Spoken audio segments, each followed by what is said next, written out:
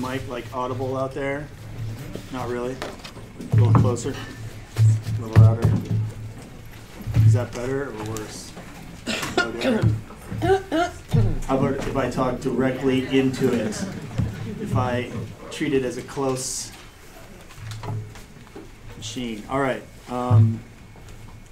So good afternoon, everyone. My name is Mike Lenz, and I am an associate professor of urban planning and public policy, as well as the associate faculty director of the Lewis Center for Regional Policy Studies. All of that happening right here in this building in the Luskin School of Public Affairs.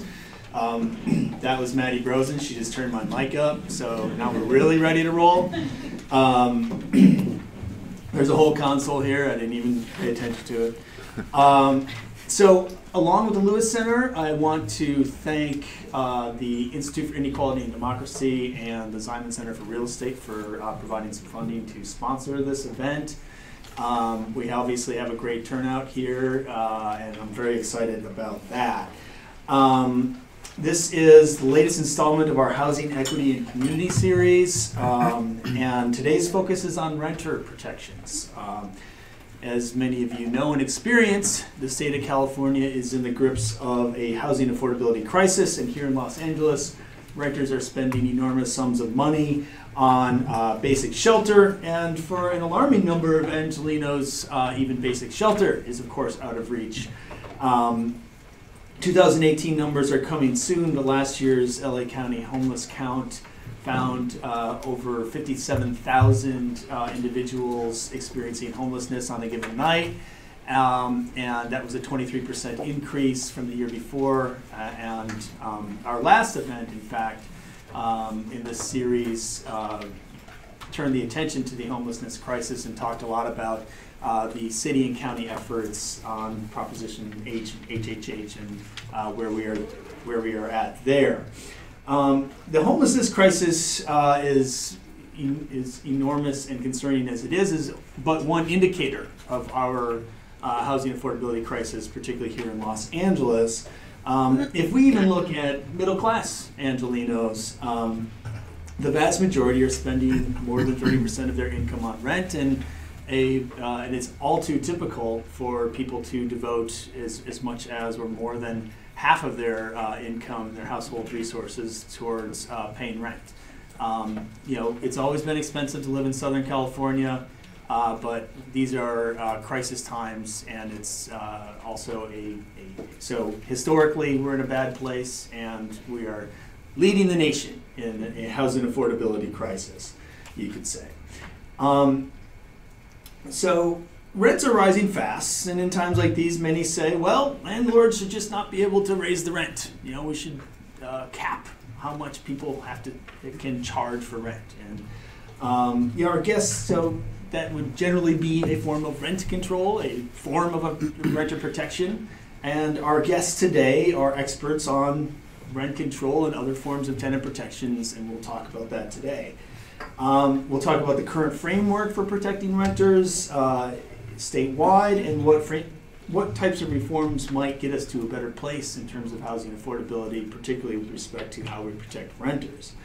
So I'll introduce our panelists first, and then we'll begin a discussion that I will moderate, and then for the last 20 minutes or so, we will open it up to questions because we want to hear from you as well. So I will start to my right with Doug Smith, who is a staff attorney in community development for Public Counsel. Public Counsel is the largest pro bono law firm in the country. His work supports community-based organizations to advance equitable community development and increase affordable housing opportunities across Southern California. Doug has worked on a variety of land use and policy strategies relating to affordable housing production and preservation, legalizing street vending, and advancing tenant protection policies. So obviously an expert on that topic. Doug is also a member of the Los Angeles County Regional Planning Commission. He is a double Bruin, including having a master's degree in urban planning, so we will treat him particularly well, and also has a law degree from this institution. To Doug's right, over here, to his left, where you're sitting, is Tony Samara. who is the Program Director of Land Use and Housing for Urban Habitat. He has conducted extensive research focused on the politics of development and the marginalization of low-income communities, with an emphasis on housing, gentrification, and displacement. Since 2007, Tony has also worked with the Right to the City Alliance as a resource ally and currently serves on the Alliance's National Steering Committee. He has a PhD in sociology from UC Santa Barbara and a master's degree from the City University of New York. Before joining Urban Habitat, he was a professor of sociology at George Mason University and has several publications, including The Rise of Renter Nation, Solutions to the Housing Affordability Crisis. And finally, last but not least, a friend of ours, a dear friend of ours, Joan Ling, who is a lecturer in this department in urban planning. She spent decades developing housing in Southern California and is very active in policy and legislative discussions and activity around a whole host of housing issues here in Los Angeles and statewide in California. She's an expert on affordable housing and mixed-use development, state and local land use and housing policy. She is very active with several organizations in this area, including Housing California, Move LA. Is a formerly worked at the Community Redevelopment Agency of the City of Los Angeles, and is a former executive director of the Community Corporation of Santa Monica. So please join me in welcoming our guests today, and then we'll get to it.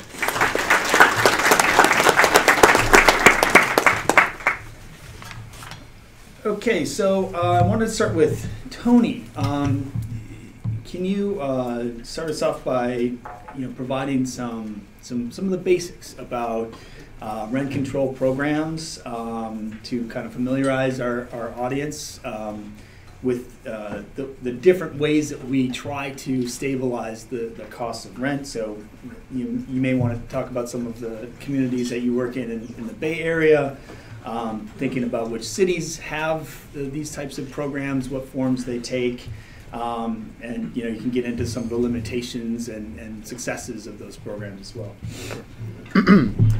Good afternoon, everyone. So, as Michael said, I work with a number of different groups in the Bay Area on rent control campaigns. Have been doing that for the last 4 years. In 2016, we won a couple of victories, the first new rent control programs in 30 years in the state of California. And so in addition to talking about some of the kind of basics around the policies, I think it's important to also kind of identify the political moment. Why after 30 years of no new tenant protection policies, really, all of a sudden now we're seeing a wave of them. And not just in the Bay Area, but across the state and actually across the country. In terms of the policies themselves, so we generally just say rent control, but we typically are talking about two policies. We're talking about rent control and we're talking about just cause eviction protections. And they're distinct, even though we talk about them together. But the reason we talk about them together is because they kind of complement each other. Rent control, as the name implies, controls the rate at which rents increase. It provides some predictability for renters in covered units for their housing costs, like you have with a mortgage. Just cause evictions, on the other hand, essentially does this. It says if you're going to evict a tenant, you have to have a reason. Right now in the state of California, unless the city has a just cause ordinance, you can evict a tenant when their lease is up or if they're on a month-to-month, I think within 60 days, for no reason. It's called a no-fault eviction. And a number of cities have just cause eviction protections which say you can't do that. If you want to evict a tenant, they have to have done something wrong. And cities will, in the ordinance, will have a list of things that are justifiable offenses, things you would expect. They haven't paid their rent. They won't allow access to the unit after being, given a 24-hour notice. They've broken the law, right? Kind of reasonable things that say if you want to evict someone, they have to have done one of these things. The reason they go together is because if you have rent control, but not just cause, and the landlord wants to get you out, they can just give you a no-fault eviction. If you have just cause but no rent control, they can't evict you for no reason, but they can double your rent, and it's effectively an eviction. You have the two of them together, and you have a much stronger tenant protection program. So there are a couple of cities that only have one. San Diego has just cause but no rent control. I don't know if there are cities that have rent control at no just cause. But typically you fight for both together, and often they're written into the same ordinance that will go to the ballot, let's say, that will be passed by a city council. Now, in terms of why these are happening now, so I started this work in 2014, this current position. I had just written the report that Michael referenced, Rise of the Renter Nation, for the Right to the City Alliance, where we made the argument, we made two arguments. One, this was in 2014, the housing crisis is not over, right? So papers were writing about, the housing crisis is over, the mortgage market is rebounding, happy days are here again. We knew from our work with low-income communities around the country that the housing crisis was really just starting for them, or accelerating, I shouldn't say starting, as rental markets, especially in major metro areas, began to pick up, and also increasingly outside of major metro areas, that the rental market was really heating up. Secondly, we made the argument that the housing crisis is really a renter crisis. Right, so from 2005 until 2012, 11, when we talked nationally about a housing crisis, we talked almost exclusively about homeowners. Again, given our work at Right to the City and afterwards with Urban Habitat, working primarily with lower income communities, we knew that for most people, the housing crisis was a crisis for renters. And so the report made both of those arguments. I arrived in the Bay Area to start this work, and my first assignment was in the city of Fremont, where, if you've heard of it, it's because it's where the Tesla plant is. Right, that's its kind of claim to fame. And the project I was assigned to was that they were opening a new BART station, the railway station, and they were going to build 4,000 housing units around it, private developers on 3 plots. And I was there to help generate a campaign or move a campaign to get higher levels of affordable housing. But the thing is, when I walked into community meetings and asked people what they wanted to talk about relative to housing, they said rent control.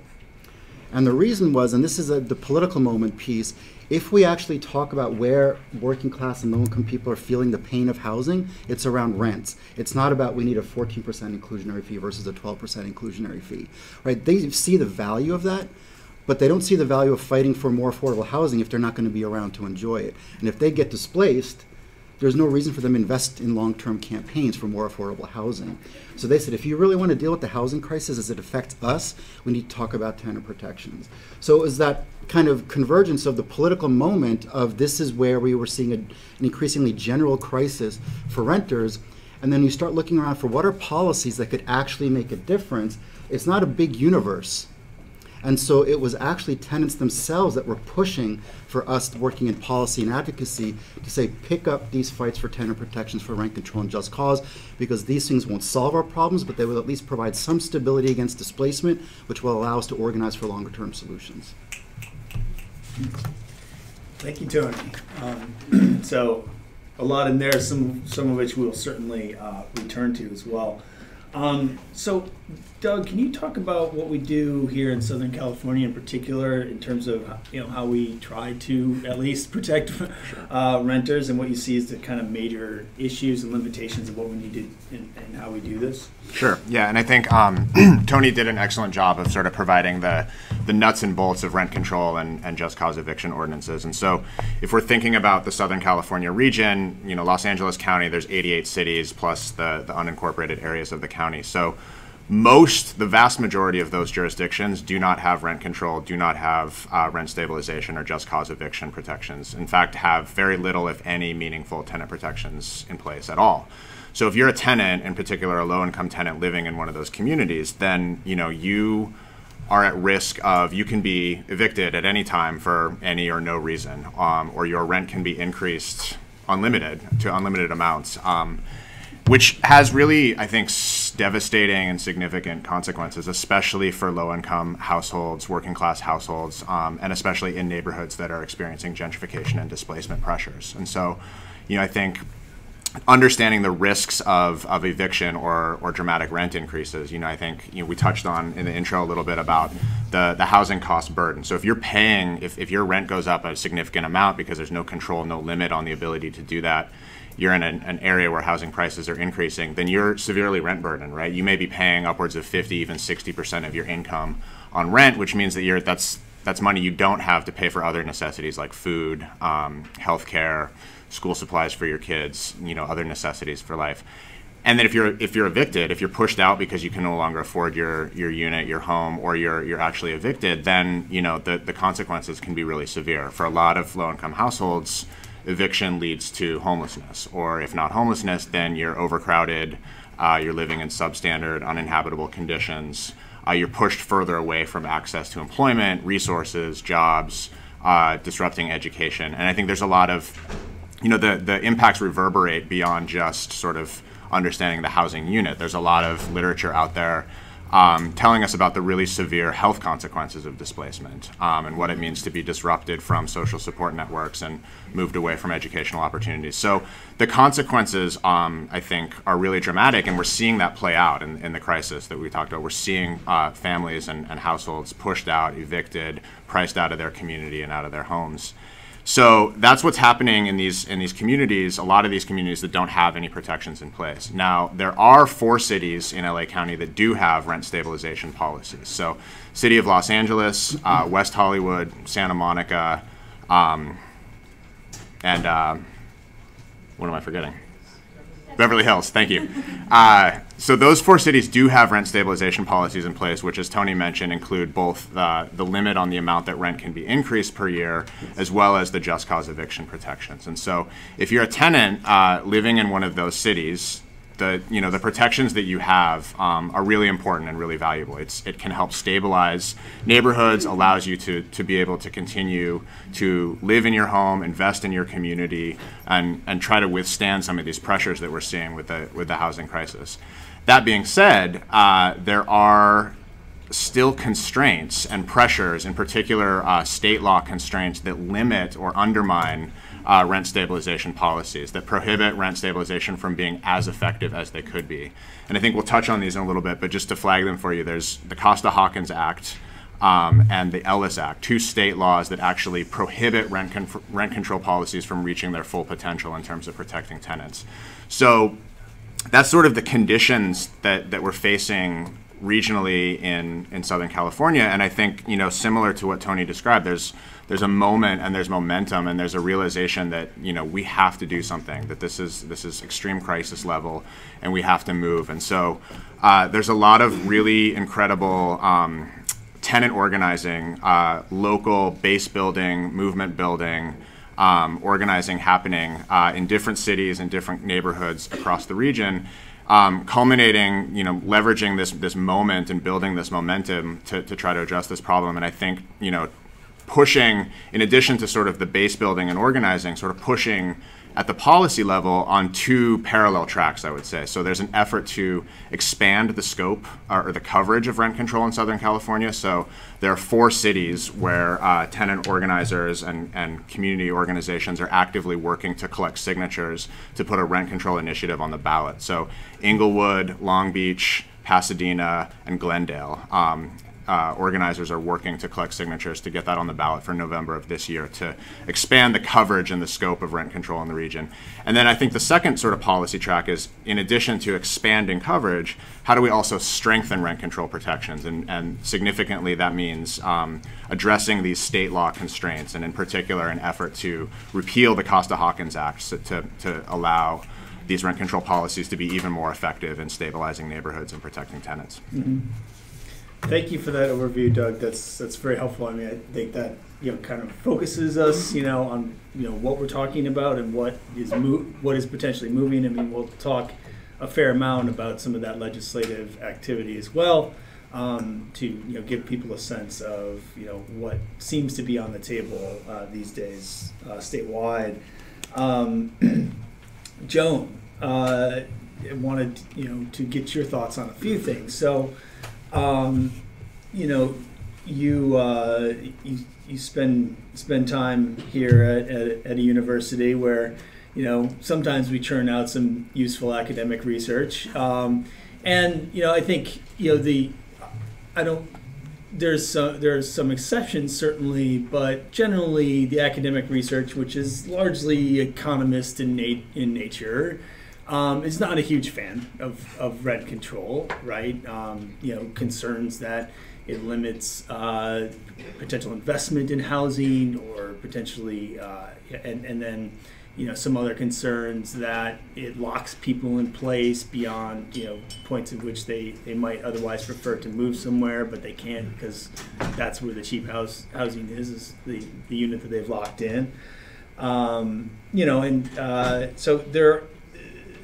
And then, this is a program that at least, or a set of programs that at least as we've practiced it thus far, specifically thinking about rent control, we've never really done a decent job of means testing, right? So that people of various incomes can benefit from rent control, from very high income people that may have obtained a unit a very long time ago is treated the same as a relatively low income family that is seeking housing in the here and now. So that's all to say that people have certainly made some arguments and conducted studies that finds that there are potential drawbacks and limitations and unintended consequences that we may not be so happy about with rent control. So can you talk about how we might be able to design rent regulation to avoid potentially discouraging people from investing in housing, or some of the other drawbacks that I've talked about? Like, how do we design a better rent control system? Rampant rent and rent inflation has serious costs to individuals, to families, to communities, and to civic enterprises. And rent control, as described, is really a short-term solution to protect residents and tenants from being displaced, from families being moved away from their relatives, and basically to stop the bleeding while better land use and housing policies can be put in place. There's a question, and I'm not going to go in, get involved in the dueling academic article writing part of the university, but I'm just going to tell you what I have seen. Does rent control hurt housing production? So God is in the details. It really depends.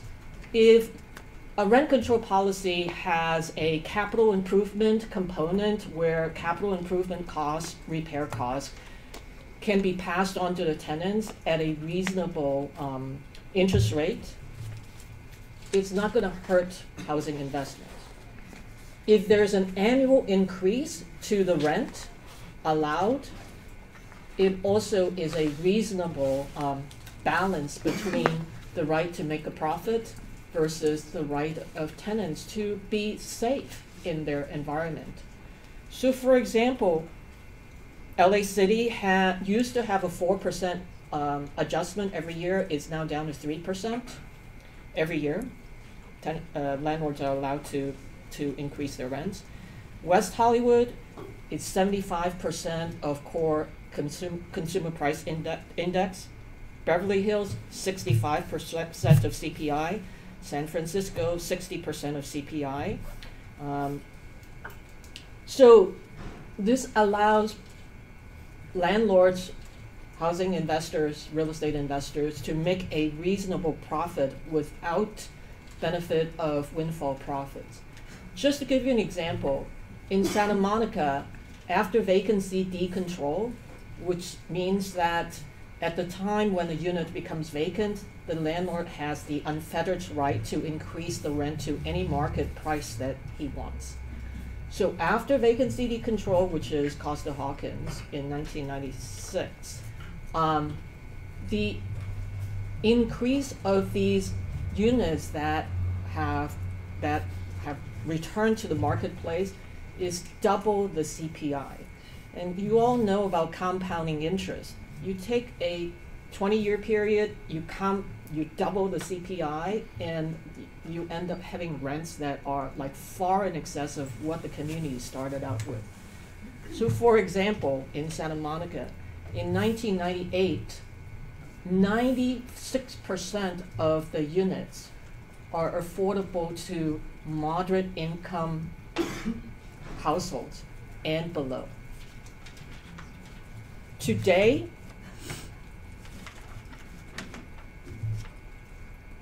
I wrote it down. Must be somewhere here. Oh, yes, it's here. Today, only 15% of units coming online could be affordable to moderate income and below. So I think that when you have a capital improvement component an annual increase component that balances out sort of the right to profit as opposed to a right to having a secure place to live, an annual adjustment. What you're trying to do is to thread the needle so that nobody's really happy, but it kind of keep the status quo. The other consideration that has been alleged is that, oh, it's going to hurt production because who would build housing if, if the housing is going to come under rent control. So again, you don't have to say that all housing units will be run under rent control. You could say that housing units that are 10 years or older will be subject to rent control. So basically, whoever's the developer has 10 years and subsequent owners has 10 years of unfettered ability to increase the rents all they want. But then after 10 years, after they've made a lot of money, maybe double the CPI every year, your rent increases double the CPI, that it's time for the community to be able to enjoy some semblance of stability, rent stability. That's another consideration. So the second criticism of rent control is that it's not targeted to low-income people. It's true. It is not targeted. But I'll tell you that in Santa Monica, again, the rent burden, the percentage of tenants that were rent burdened in the late 1990s, as Costa-Hawkins came into being, was 35%. In 2016, that percentage has gone up to 50%. So while it's true that on an individual basis, rent control doesn't target low-income individuals, but on a market basis, clearly rent control has, particularly vacancy control, has helped stabilize the market and also stabilize the tenant population in the market. Another example that I want to share with you is that rent control units in Santa Monica in the early 2000s, if they have been controlled, on the average, it's affordable to households making 75% of area median income. By comparison, the market rate units that have been turned over, you have to make 150% or more of area median income to be able to afford that unit. So I think that, the criticism that it's not targeted to low-income people is actually, if you look at the data, it does, on a market level, help people with rent burden. So, but rent control to me is not just an economic issue. It's also a social, and it also has a social and a political dimension to it. Some people say that, oh, renters, they're just flakes. They don't stay in the community. They don't participate. Well, that's true if renters have no rights. And that's pretty much everywhere except for the rent control cities. But if you look at the strong rent control cities like WeHo, like Santa Monica, like Berkeley, the tenants are there and they stay there and they participate in the political decisions of the city. So to me, rent control in part is conferring these civic rights and a sense of belonging to the renters in these communities. And of course that has a political impact. In Santa Monica, SMER, Santa Monica for Renters' Rights, for the last 30-some years, is the dominant political machine. If you want to run for office, you're advised to get their endorsement, or your chances of getting elected is pretty, not minuscule, but you'd be fighting uphill battle. You don't see that kind of tenant power, political power, anywhere else but in rent-controlled cities. So I would say that we need that voice. We want that power to balance the voices of owners and businesses that are entitled and entrenched in the political discourse. So ultimately, the question whether you support or you think rent control is bad really has to do with whether you see housing as a public infrastructure or a private investment. If we agree, and we agree that utility companies can be subject to price regulations, and you believe that housing is a fundamental infrastructure that everybody needs, rent control, there is no reason why rent control shouldn't exist. But if you think that housing is a private investment, and the owners have the right to unfettered windfall profits, then you're probably on the other side. All right, so where do you stand? And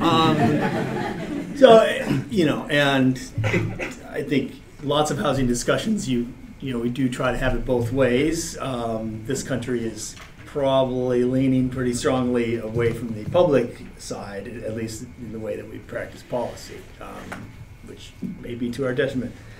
So I think a lot of what Joan brought up in terms of the policy ideal and in terms of her wish list or for tenant protections and how to make them better is at least some of this potpourri is on the table at the state level in particular. And so Doug, I think both Doug and Tony touched on kind of the growing momentum and the wave, if you will, of activity in this area. In particular, we're talking about potential reforms or repeals to state frameworks that may or may not be familiar to all of you. Costa-Hawkins and the Ellis Act are really the two main things at the state level that constrain or at least kind of organize and define what you can and cannot do as a locality in the state of California on the issues of rent control and in eviction policy as well. So Costa-Hawkins prevents localities from enacting rent control ordinances that limit rents on properties built before 1995. And the Ellis Act is a way out, in a way, for landlords in terms of exiting the rental business. And Doug touched on how you need these two things to work in tandem, right? Rent control with just cause eviction policies. That is not just an eviction policy, but also has strong relationships to how we control and stabilize the price of rent for individual renters. Doug, can you bring us up to speed on some of this state action activity and what's on the table? Sure, yeah. I think that was a good overview. I just want to sort of touch on Costa-Hawkins a little bit and what it means locally, which I think feeds into this conversation about momentum behind, working to enact a repeal at the state level. So, as Joan mentioned, I think Costa-Hawkins is a state law that was enacted specifically to limit or constrain local rent control ordinances. And it does three things. It requires vacancy decontrol, which Joan mentioned, but I would add, I think it's important to understand what that means. If a landlord is able to raise rents up to market level every time they evict somebody, if you're a landlord in a gentrifying, hot real estate market, there's a strong incentive for that eviction to take place, right? To allow you to get back up to that market rate, which is increasing. And so that ability to do vacancy decontrol creates an enormous new pressure on displacement and evictions at the local level. Costa-Hawkins also, as Professor Lenz mentioned, sort of prohibits you from applying rent control, rent stabilization regulations to units built after 1995, or to units built after, or to units that were exempt under a previous ordinance. So in Los Angeles, actually, you can't apply rent control to units after 1978. Anything after 78 is not covered by the rent stabilization ordinance. And then it also exempts rental units in single-family homes and in condominiums. So taking a subset of the rental market sort of out of rent control. And I think at the time of Costa-Hawkins, perhaps we would think of single-family units being rented out as being rented by mom-and-pop landlords. Tony's organization has done an incredible amount of research into helping us understand that that's not the case anymore necessarily, and we're seeing a lot of Wall Street investors coming in, and single-family home rentals are not necessarily being rented out or owned by those mom-and-pop landlords. So that's sort of what Costa-Hawkins has wrought, what we have as a result of that law. And so the second major state law constraint is the Ellis Act, which again is a major loophole to local rent stabilization ordinances. It's a law that was enacted in theory to give landlords the ability to go out of the rental business. But in reality, what it does is it creates a mechanism for wholesale evictions of an entire building under a rent stabilization ordinance for the purpose of converting to something that isn't covered by rent stabilization. So often we see conversion to condos, for example. But it is one of those. It's listed as a just cause eviction. So because of the state law, under local ordinances, tenants can be evicted if the landlord goes through an Ellis Act eviction procedure. So those are the two sort of big, I think, barriers or constraints that we have to more meaningful and more effective local rent stabilization policies. Recognizing those constraints, there have been a variety of efforts over the years to try to either reform or repeal these laws. And we're seeing, again, right now, as part of this momentum or this wave of local rent control, we're also seeing efforts to try to remove, in particular, Costa-Hawkins. And so there was a bill that was introduced last session, 1506, which would have, as proposed, would have repealed the Costa-Hawkins Act. It was, as drafted, it was relatively straightforward. It just repealed the act. Unfortunately, that bill became a 2-year bill and then was not able to make it out of committee this session, unfortunately. So there wasn't the political will to move that bill. And so it effectively died in the legislature. And so parallel to that, or happening at the same time, is an effort to go to the ballot, to go to the statewide ballot to repeal Costa-Hawkins. And so there's an effort right now being led by various tenant organizations across the state to gather signatures to have basically the same law put on the ballot that would repeal the Costa-Hawkins Act. And so if that gets the signatures it needs to qualify and goes to the ballot, we can all vote in November, and if it passes, then Costa-Hawkins will be repealed. There is a little bit less in the way of strategy or momentum right now around the Ellis Act. In my opinion, the Ellis Act is very much a really significant barrier or constraint. There have been efforts in the past. There have been a couple of bills, not to repeal the Ellis Act, but to limit its use and to say that before you can use the Ellis Act to evict tenants in your building, you have to own the building for 5 years. And the data shows that because the way the Ellis Act is actually abused, it's because it's speculative in nature. So often many Ellis Act evictions happen when landlords have just purchased the building. New owners have just purchased the building, and then they use the Ellis Act to evict tenants. And so there was a bill proposed a couple of different times that would try to curb that abuse and to say you actually have to own the building for 5 years before you can make use of this law. That bill was unable to make it through the legislature. There is a bill this session that's still in spot bill form, so we don't know what the language is exactly yet, but my understanding is that it will be an attempt to increase the notice period. So right now, if you are a tenant in a building and your landlord wants to use the Ellis Act to evict you and to empty the building, you're entitled to 4 months notice, or in some cases a year-long notice for seniors. This bill would increase that notice period for everyone to a full year. So it would give folks more of an opportunity to sort of, figure out what their solution is going to be, potentially organize, mobilize, and might create a disincentive for folks who want to make quick use of the Ellis Act. So those are some of the efforts happening right now at the state level. Too early to know what will play out at the legislature, but I think a lot of momentum at the moment behind this potential ballot initiative. Right. Cool. Thank you for that. That's a very clear summary of where things might be headed on the state discussion. Thinking more about what we might want or what might make sense, which sometimes the politicians go in the right direction, sometimes they don't. Tony and Joan, do you want to talk about your priorities, or how you would build a better Ellis Act or Costa-Hawkins, or it could be just as simple as getting rid of either or both? Tony first, maybe. What would you like to see at the state level? That we somehow are able to rein back the political power of the real estate industry. I think that's the challenge locally, regionally, and statewide that we face, is that they have so much money and they dump it into these campaigns to defeat tenants. I was talking to Doug just before we started. There's a bunch of new initiatives in the last couple of years to put rent control and just cause policies in place through the ballot, largely because most local councils that I work in are run by real estate. So we can never win a majority at that level because the money that goes into candidates from the real estate and landlord industry is so big that we're almost never a majority. There are some exceptions, places like Richmond.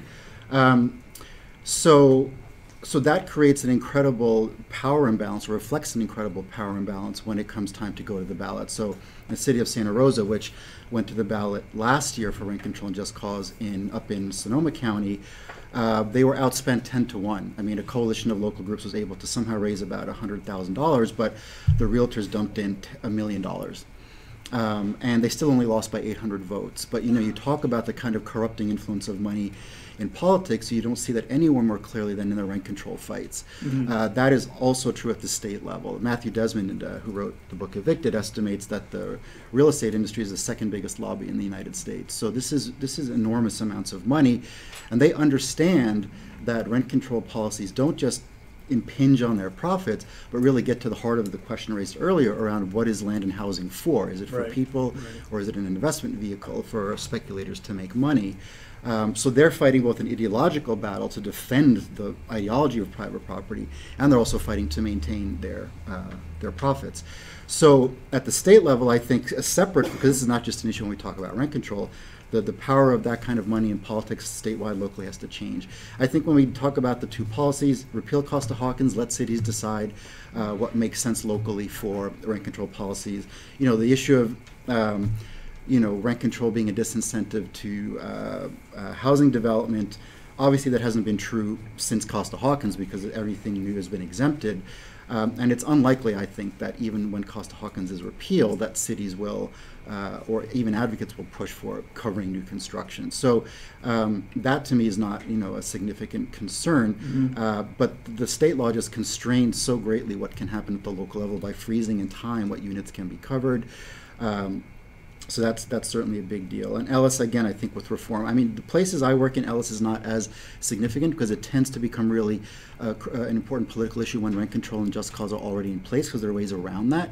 Most of the places I work, we don't have rent control and just cause, so those are the policies we focus on. People aren't talking about Ellis as much, but it's beginning to filter into some of the outer jurisdictions as well.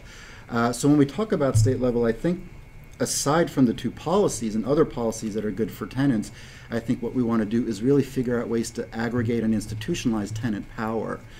So we've seen an incredible increase in the last 4 years statewide in the number of tenant groups organizing locally, building tenant unions, building tenant associations at the building level, at the neighborhood level, at the city level. And I think we're getting to the point where we can talk about a critical mass where that can aggregate and become a statewide political force that can fight for not only Costa-Hawkins repeal, Ellis reform, and other things, but also other kinds of changes legislatively at the state level that need to happen to protect renters. So while the legislative piece is important, is crucial, the only way to make real long-term progress over that is if we figure out a way to build statewide tenant power. Right. Thank you. Joan? So state level. I think that most people consider Costa-Hawkins as a rent control, anti-rent control law, but you could also see that legislation as an anti-local control law. Mhm. It's basically preventing cities from enacting law that the city feels is in the best interest of the city and its residents. So in that sense, I think that it should be appealed. I'm actually somewhat agnostic about vacancy control, but I think that city should be able to decide. And the interesting thing is that the state legislation, and believe me, if you're old enough like me, that you've lived through this, history of legislative fights over the last 30-some years. So it's very interesting to me that these two significant bills, Costa-Hawkins and Ellis, were really written for just a handful of small cities in the state. It's written for, I correct myself, Berkeley, Santa Cruz, Santa Monica, and West Hollywood. That's pretty much it. And yet the Realtors Association is willing to put some major money into, fighting these 4 cities. Why is that the case? I think that there is a concern that, tenant rights are contagious, and God forbid that, somebody like Tony could actually go to Sacramento and get a legislator to return his phone call. So let me tell you a little bit of a short story about Santa Monica. One of our graduates, one of our urban planning graduates, Nettie Zane, actually was a lead and continues to be a leader in the rent control movement in Santa Monica. And in the late 70s and early 1980s, you might remember something called Proposition 13. When the landlords were trying to pass Proposition 13, they went around to the tenants in Santa Monica and said, look, vote for Prop 13 and we'll pass the property tax savings on to you in terms of a rent rebate. Well, didn't happen. It just didn't happen. So, a bunch of tenants got really mad and they started organizing. And in that time, in the late 70s, there were 2 groups in Santa Monica. The seniors, the people in their 60s and 70s who were actually, a lot of them are red diaper babies.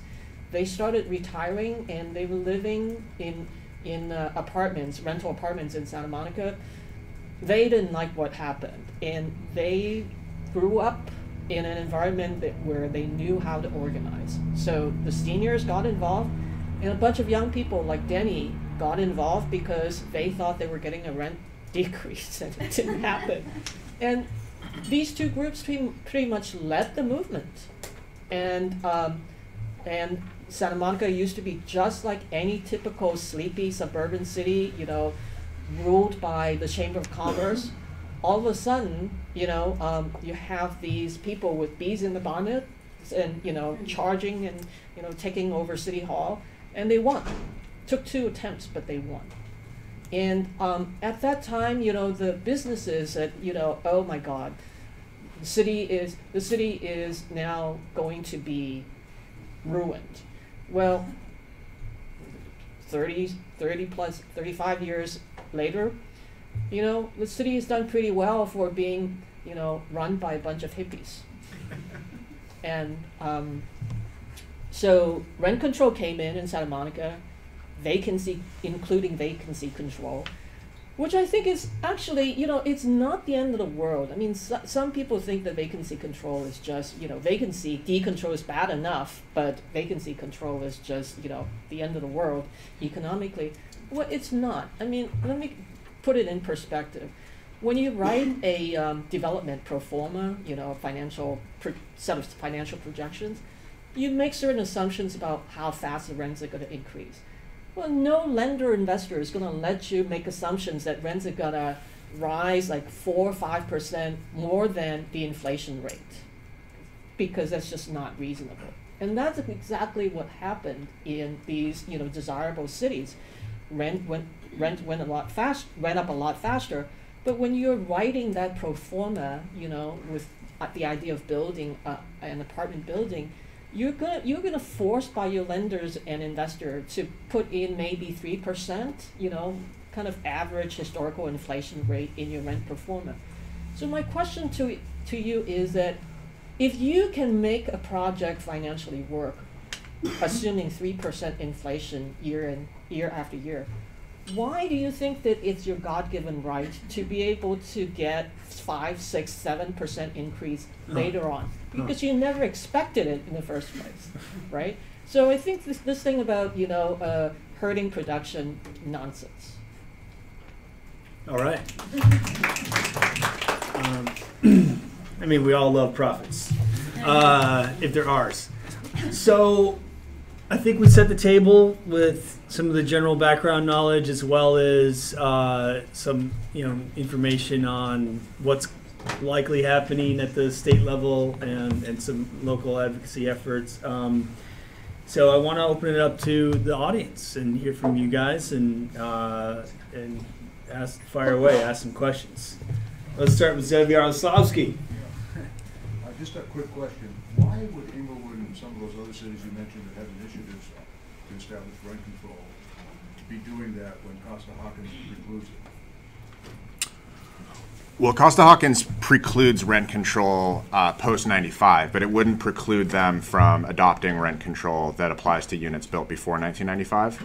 So those cities are trying to enact an ordinance that would apply to the older housing stock in the city, and then if Costa-Hawkins is repealed, then there becomes a process to determine whether units built post-1995 are covered. In the city of LA, you indicated that because the city rent control law exempted all construction after 78, yeah.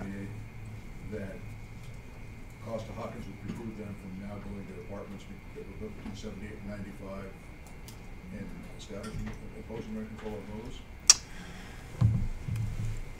That's a tricky question. I think some have taken the position that it would preclude them. It's a little bit ambiguous in the law whether you could locally go from 78 to 95, for example, or whether you have to be at what you were at when Costa-Hawkins was enacted. Okay. Let's start in the back. Yes. So from community perspective, my question to these people and presenters, so I want to know, we're in an incredible crisis with homeless. Mm-hmm. So Edgar says 40% increase when he started, in the position. Right. So now my question is what solution you bring, not thinking in the money and the income and the investors, but people like me, living in the community, serve my community, earn low income.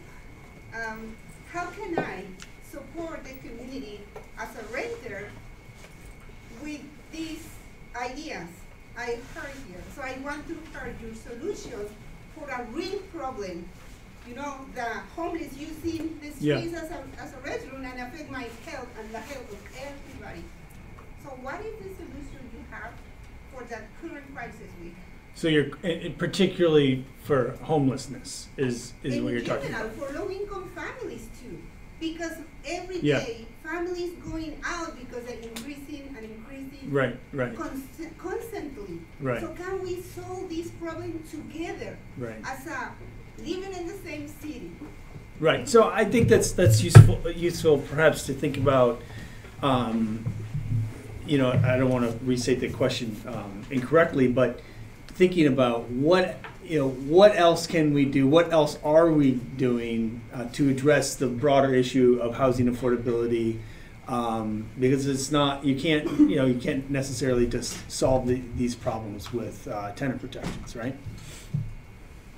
So who wants to solve it?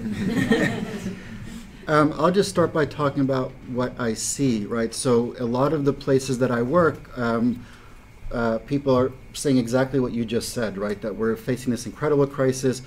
what do we actually do to address this in a way that's meaningful, that has real impact.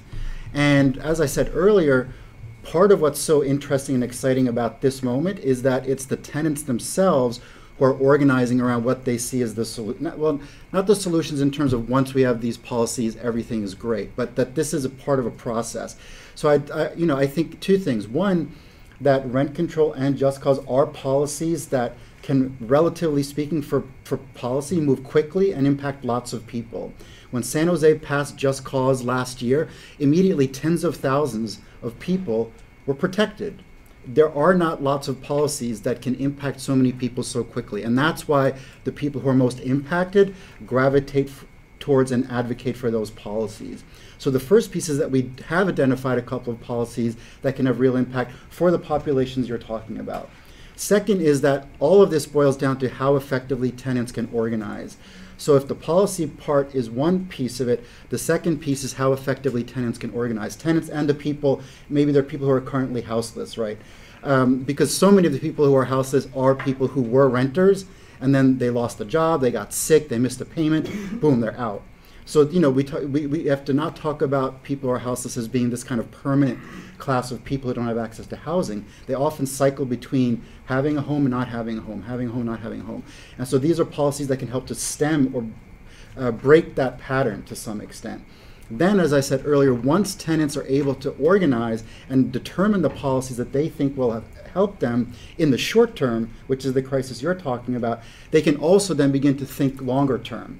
Right, to think about community land trusts, to think about limited equity co-ops, like all of these ownership or models of housing, permanently affordable housing that are not market dependent. But you're not going to move between those steps just from advocates, just from policymakers. It has to be tenant-led. And the progress we've seen in the last 5 years is because tenants have taken the lead. Mm-hmm. Thank you. Yeah, Jacob. Thanks so far for the talk. It's been great. So in Professor Nanya-Roy's class, we were lucky to get a very critical history of urban planning, and a theme you see again and again is the professionals, the wonks, kind of ignoring demands coming from the bottom and having their own solutions that end up pretty disastrous for poor people, especially poor people of color.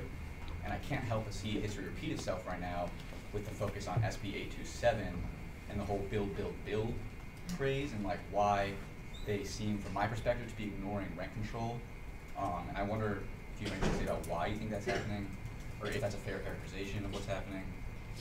Well, so SB 827 is a Wiener, is a bill that says that cities, you're just not doing what needs to be done, so the state is going to do it for you.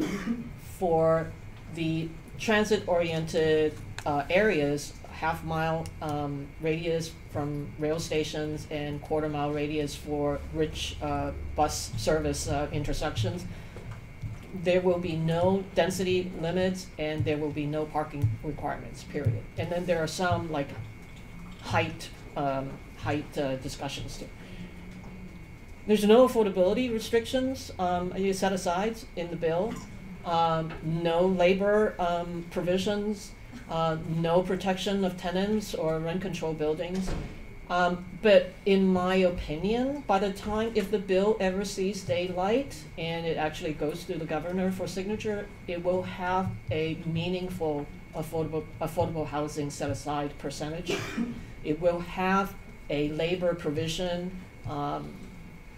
prevailing wage provision. It will have a no net loss of existing units. No rent control buildings will be allowed to be demolished. So if it ever gets to the governor, I think that those things are going to, in the next not 7 months or so, those things will be added. That makes sense to me. Yeah. Can I add just real quick on that point? Because I do think that the question raises an important point about sort of who we're prioritizing in the policymaking process and who's centered in the process. And I think that, to Tony's point, there's, and to the question, and there's a long history of planning and policy making excluding and harming low-income communities and communities of color. And so how do we shift that paradigm and come from a place where we're prioritizing and centering communities that are affected in the policymaking process. And I think it goes to this bigger question that we have about when we're talking about rent stabilization, or if we're talking about 827, we need to stop having policy conversations in these vacuums, because there isn't, like, rent control is, no one will tell you that rent control is the solution to the housing crisis. Right. And the same goes, I think, for the supply side arguments. We have to be talking about how do we layer multiple strategies together in a way that works together and is led by low-income communities, communities of color. And so we have to be talking about tenant protections, we have to be talking about just cause, we have to be talking about no net loss, we have to be talking about preservation of units, we have to remove zoning barriers to permanent supportive housing, and we have to layer these things together in a way that has communities that are most impacted front and center in that process. And if we try to have the conversations in isolation and say, you know, this is what will solve our problem, I don't think we're going to get there. And I would be wary of anybody who tells you that there is a simple solution to this crisis, because I just think that that's missing the point, and that it actually is really nuanced and complicated, and we need to be layering these things together in an effective way rather than just biting them off piecemeal. Yeah, the crisis is a long time in the making, so unwinding it certainly takes a lot of work. So right now in Los Angeles, the county is considering, or they've gathered like a tenant protections working group considering countywide rent control, and I just wanted to get y'all's thoughts on that. In a city where like I think 1 million people are not living in incorporated cities but are in unincorporated areas of the county, if we wanted to talk about more regional rent control policies, like what are your thoughts on that? I'd like to clarify something. The county proposed rent control policies only for unincorporated areas. So it's for that 1 million people. And the reality is that land use policies, and I consider rent control being one of them, is, you know, historically it's always been a local prerogative. So these fights are going to have to be done city by city, and there are 88 cities in LA County alone. But I also want to point out that, you know, there's rent control and there's rent control. Even if we don't ever bring back vacancy control, the way that different cities set the annual increase makes a huge difference in terms of whether units continue to be affordable or not. So I mentioned to you that different cities have different ways of setting the annual increase cap. If you look at the changes, but if you take a unit that charges $1,000 rent in 1999, and then you skip to 2011, that's 12 years. Under LA City's formula, the rent would have gone up well over 50% during that period. Whereas in the city of Berkeley, it would have gone up by about 15%. So how you do the annual adjustment, you know, the details really important. Right. Over here. Hi, I thank you so much for speaking. It was incredibly informative. I work for the city of LA, and one of the things I've noticed when speaking to constituents who are dealing with illegal eviction is there's policy there to protect them, but once it comes to enforcement, it's kind of laxed. Like, there's been so many times I've been told, okay, well, they'll send a letter to the landlord saying, hey, what you're doing isn't allowed, and then that's kind of where it ends. At that point, a lot of these renters are forced to go to, you know, civil court and handle it that way. As far as enforcement goes and actually getting the agencies to do their job once the policy is implemented, do you have a better solution to hold each, like the housing community of investment, accountable for actually implementing the policies that have been passed? I think you brought up a really good point, and I actually have it marked in pink highlight. Enforcement, then I forgot to talk about it. Yes, enforcement is everything, because you can have good laws and no enforcement, and it's good as nothing. So I would say that, you know, everything that's valuable, you need to, you know, invest the time and energy and money into it. So LA is notorious for not enforcing what's already, you know, the law. So in comparison, if you look at Santa Monica, first of all, there is that political organization, Santa Monica's Renters' Right. You pay a very modest annual contribution to be a member. They sponsor a hotline, a tenant hotline that is staffed by volunteers. And then the volunteers are trained to take complaints, and then they refer them to either the city attorney's office or the rent control board, or legal aid or other public interest law firms to further the defend the tenants. So I think that that's the only way that system. That's the only way that things work. We need to invest the energy, the time, the money to enforce the law. Mm-hmm. And I would co-sign that completely on enforcement and also resources for legal services. But there are other policy approaches as well. I think one of the things that is important to understand, we talked about the Ellis Act, right? And being a mechanism for evictions in jurisdictions that have rent control. The Ellis Act, despite allowing that, also has provisions that in the event that somebody is evicted through the Ellis Act, they're entitled to relocation assistance, mm-hmm. and in some cases a right to return if the unit is returned to the market. But when we talk about the evictions that occur, we know we can count the Ellis Act evictions. What we haven't necessarily been able to count in the past is the cash for keys or the tenant buyouts that happen under the table, and often in an effort to avoid the sort of formal process through the Ellis Act, there may be this more informal transaction that results in tenants being moving on. And so the city of LA recently adopted a tenant buyout notification program. Santa Monica has something along these lines. I think Berkeley also does. It's sort of a new approach to try to daylight that transaction and require that those agreements, after they're signed, be actually sent into HCID or to the housing department, and then gives the tenant the ability to rescind the agreement in a period of time if they're able to sort of access new information that results in them feeling like it wasn't necessarily the right deal to make. So mm-hmm. there are also policy solutions, I think, to try to daylight some of these transactions that will increase our ability to enforce and monitor. Mm-hmm. Third row right there. Yeah. I was going to exactly ask what this woman did. It's about enforcement, but it's also about that these landlords have a lot of buildings and a lot of money, and the ability to, even if you try to fight them, they're going to start deposing you and adding onto your legal costs. And mm-hmm. if you get on this, no rent to you list, which is like a big scarlet letter for the next,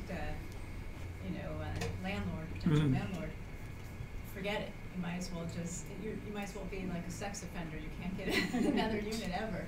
So most people just say, I'm out, walk away, sign a deal, and call it a day. So I see in New York, de Blasio got something passed that you would get help from an attorney if you were served, which we don't have here, obviously. And nobody has addressed this other issue, Airbnb, which has taken off at least 10,000 units off the market here, the same amount as HHH is supplying.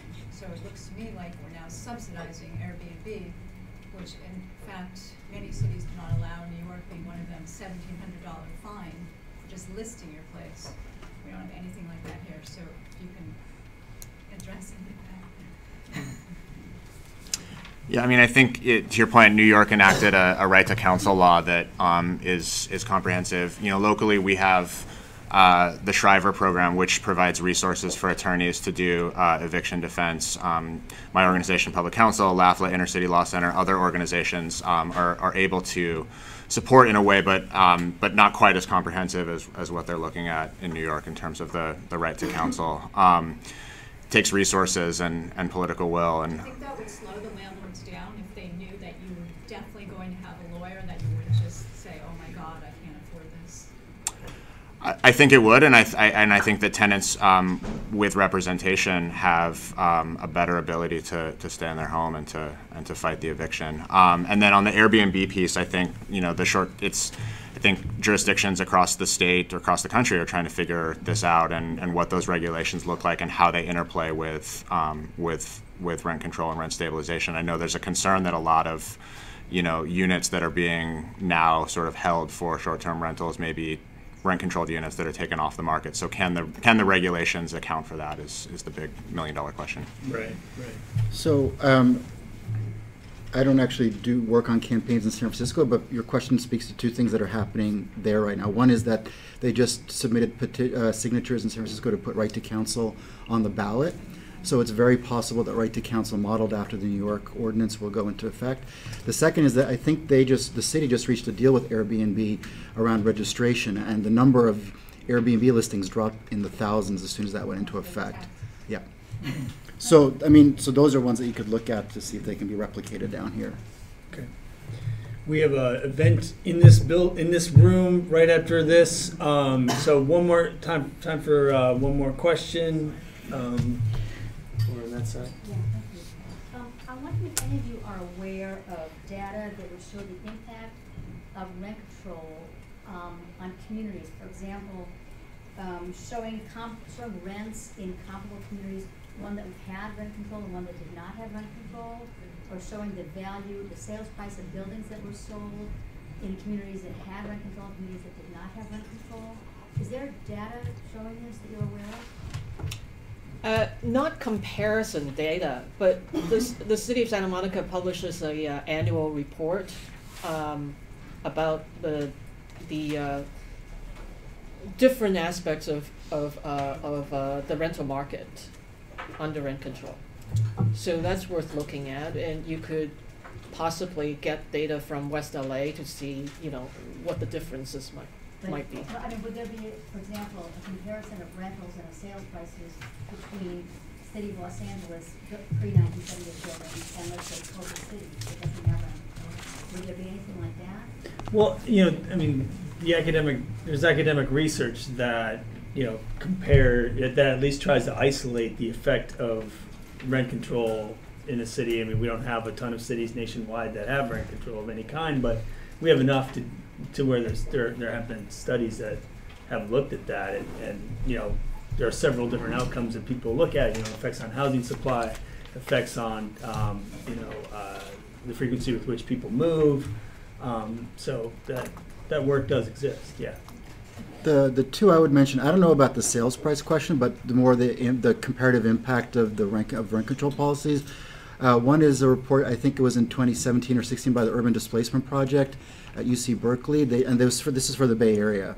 I don't remember the exact name of that report. They do a lot, but I can find it. The other is that we did a report at Urban Habitat. We just released it early this year. It's on our website, Strengthening Communities Through Rent Control and Just Cause Evictions. I didn't do the report, but someone in our organization did. And what the researcher did was interview rent board members in Santa Monica, Berkeley, and Richmond, which just passed an ordinance. And some of the questions that are captured in that report are on the comparative effect of rent control policies, particularly around displacement and cost to cities. Mm-hmm. All right, as I mentioned, you can get that from our website, urbanhabitat.org. As I mentioned, there is an event in this room. I want to be mindful of that. So we are going to have to cut the event there and also get the heck out of here, right? To a certain extent.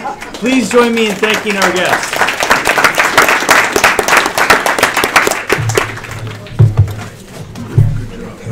Thank you for coming. Regional Planning Commission? Who appointed? First District. But I work with Laura Shell, who I know worked with you for a long, long time. She's terrific. So she's great, yeah. I just got an email from her. A text from her as we were sitting here. She says, I'm at lunch and I think I see Lee Baca. Okay. Thank you. I don't. I just ran out, but I was we're doing a project at the History